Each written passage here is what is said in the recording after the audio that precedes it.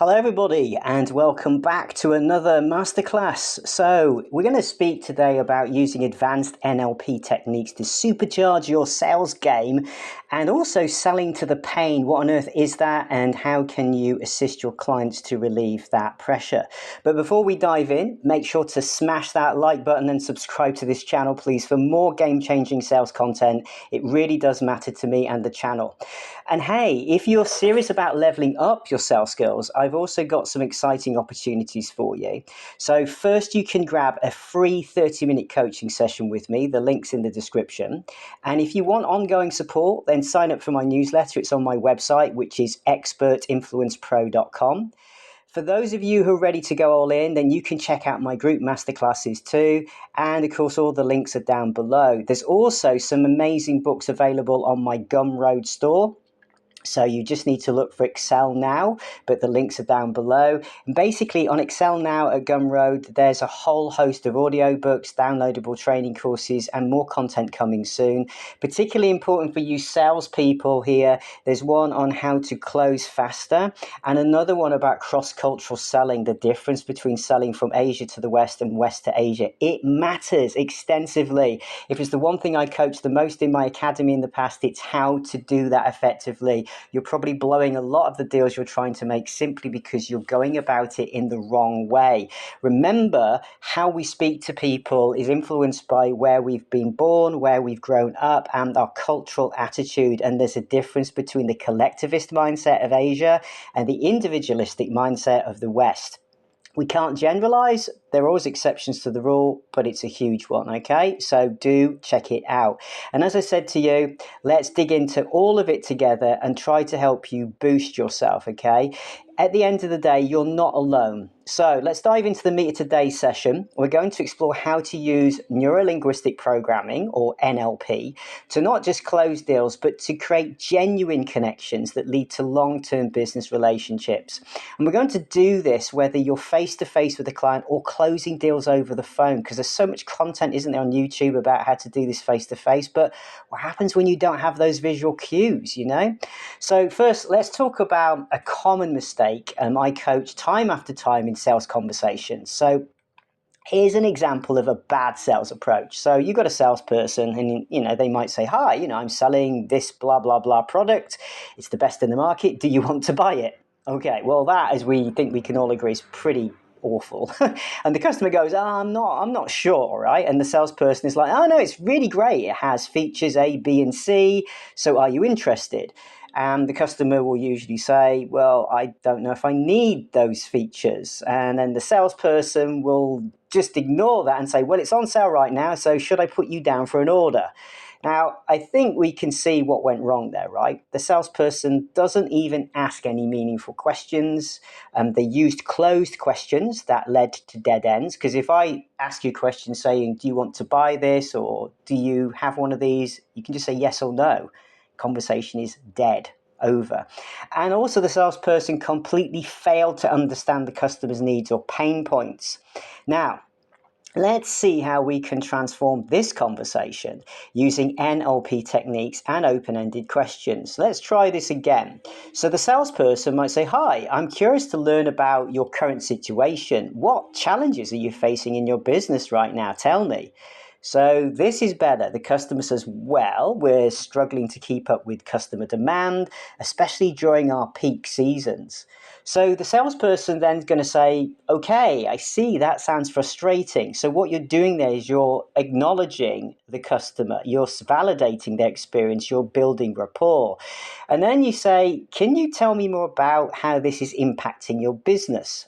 And the customer says, well, yeah, it's causing delays in our deliveries, which is leading to customer complaints and lost business. In fact, it's costing us a fortune. There's some great information you've got there now. So the salesperson, you, again, acknowledge it. I understand. That sounds pretty rough. How do you envision your business running if these challenges were resolved? So now you're trying to move them using NLP and almost like scripting to visualize what would it feel like if this problem is removed? And the customer goes, well, ideally, we'd be able to handle any volume then of orders efficiently. We'd keep our customers happy and maybe even expand our market share. And the salesperson then says, that's a great vision. And I believe this product that we're selling, blah, blah, blah, could help you achieve that. Even better, you say can help you achieve that. What's the difference between could and can? Huge amount. If we say it could help you, it's a 50-50, not so definite. It can help you is more definite. Okay. So if I said, could you come to the party tonight? You might go, I could, but then again, I might not. Okay, it sounds optional. But if I say, can you come to the party? It sounds more like he really wants me to come to the party. It makes it harder for me to say, maybe not. So you want to use can wherever you can. It can help you achieve that. The only caveat or exception I'd put here is if you're not 100% certain it can help you do that, all right? So you don't want a client to say, you promised me, you said it can do this, but it can't. So using could means it might, it may. So if you're unsure whether it can totally satisfy every need, you use could, okay? But in a way, could is kind of, I call it a weasel word. It's a bit weaker. So if you're absolutely certain you can deliver on some of it, you use can. It sounds more definite, assured, and people purchase from people who are sure about themselves. And then, of course, you can just close that conversation there by saying, would you like me to explain how it might address the specific challenges you've mentioned? Okay, so, you're trying to explain and go into more detail. And when you said, would you like me to, you're asking for the customer's permission to then continue and going deeper into it. Once they've given you a yes, please tell me more, then you've got full permission to really go into the deeper meat of the sales process. Now, hopefully you can hear the difference there. By using open-ended questions, the salesperson, we uncovered the customer's pain points together and allowed them to visualize a better future. This is where the NLP really shines. Now, let's stop here to talk a bit about pacing and leading. What is that? Okay, pacing is about meeting the customer where they're at, okay, and then leading them from there. It's about then guiding them towards a solution. So in the example above, the salesperson paced quite nicely by acknowledging the customer's frustrations and then began to gently lead by suggesting potential solutions, but they didn't jump in straight away. That's the biggest mistake most people do. You want to ask more questions and build up a feeling of genuine rapport before you start to try to then lead that conversation. And as I said at the top of the program, what if you're not face to face, right? You can't mirror people's body language that you may have heard about, and I want to talk about that a little bit too, because mirroring, if done effectively, can be great, but badly, it looks like you're copying and almost like, really making fun at the client. So mirroring is another subject we'll talk about another time. But right now, how do you use these over the phone? So it's all about listening closely and then mirroring the customer's language. So here's another example. If you're on the phone and the customer says, I'm having a hard time wrapping my head around this new software, the salesperson, you would then say, I understand it can be challenging to grasp new concepts. Let's see if we can unpack this together so you can get a clearer picture of how it works. So notice there how I use that language, okay? The salesperson mirrored the customer's visual language about wrapping their head around and picturing things, and then used it in their response, okay? So we didn't use exactly the same words, but we said unpack when we said about wrapping things, right? Okay. And we also spoke about visualizing it so you can get a clearer picture. All right. This creates a subconscious connection and builds rapport. And again, this is just a tiny fragment of what I coach in my online sessions. So if you'd like to get an online session, jump in. You can try a 30-minute free, no obligation session with me. So remember, whether you're face-to-face or on the phone, your goal is to uncover the pain of staying the same. Remember that always. Pain of staying the same. Pain of staying the same. So basically, we need to make people constructively discontent to motivate the change. Okay? So how do we do this? So we ask probing questions that reveal the cost of inaction. So take these examples. What would happen if this problem persists for yet another 6 months? So hear what I said there, for yet another 6 months. That's really loading the psychological language there. I'm not just saying what would happen if this problem carries on. No, I'm saying for yet another 6 months. It sounds like, oh my God, it's going to go on again. It's been going on forever. right? Makes them feel heavier with that, okay? Also, another one, how is this issue affecting your team's morale and productivity? That's really pointing out what it's doing, not just how is this affecting your team. We're pointedly saying morale and productivity. These are all things that matter. If you're a team leader or a manager, you are responsible for ensuring your team performs. So this is a big deal.